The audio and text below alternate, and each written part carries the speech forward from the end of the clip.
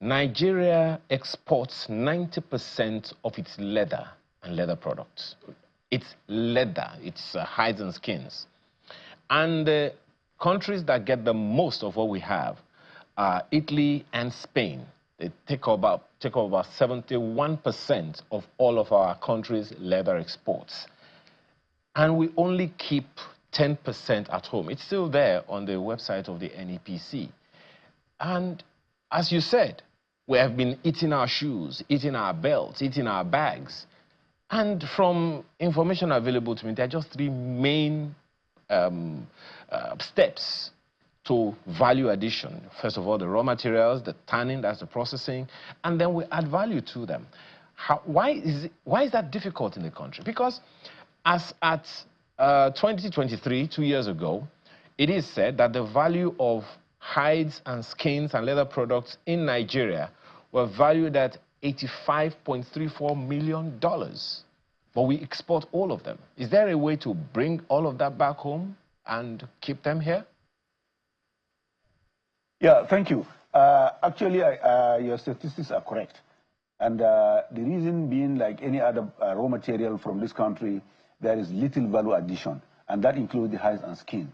But however, some few months back, I visited Borno State, and I also had the opportunity to visit a Teneri Nital shoes making factory that was established in 1984 in Maiduguri, and it is still running strong. It has had a period of downtime, but the current administration in Borno State was very, very proactive, and they have a PPP arrangement. So the factory today is turning out thousands of shoes across the board. That's for all ages, for all demographic groups, including jungle boots that I've seen. And the interesting side of that business is that today they're exporting wet blue. They're exporting wet blue to Italy and Spain, just like you have said. These are traditional export markets that we have today since pre-colonial times. Remember, Morocco used to come to Nigeria during the trans-Saharan trade to bring potash and then buy Sokoto red goat into Morocco and export it to Spain and Italy. Globally, then, it was known as the Moroccan goat skin. But investigations have revealed that that goat is not Sahelian. It is Sokoto red goat, and it has, by all standards, one of the best skins today in the small ruminants world.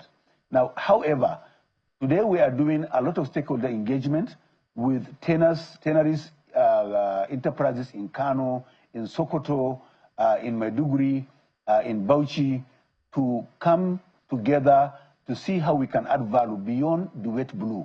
The wet blue is the highest one that we're exporting at the moment.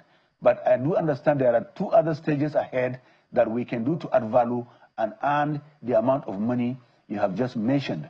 But beyond that as well, there is also a large number of cow skin that has been exported to Aba, where they are manufacturing shoes for our armed forces. I do remember in the last administration, an agreement was signed with some shoemaking factories in Aba to produce jungle boots for our armed forces. And I was pleasantly or surprised to see the Nitel factory in Maiduguri doing jungle boots. So this is what we are going to encourage. We have the raw materials in country, and what is left today is to get investors who are that committed, very patriotic, to key into these opportunities and ensure that what we export today, a large percentage of it is domesticated and turned into shoes, belts, and bags for our own national consumption. Most of the shoes that today we import in this country can actually be manufactured here.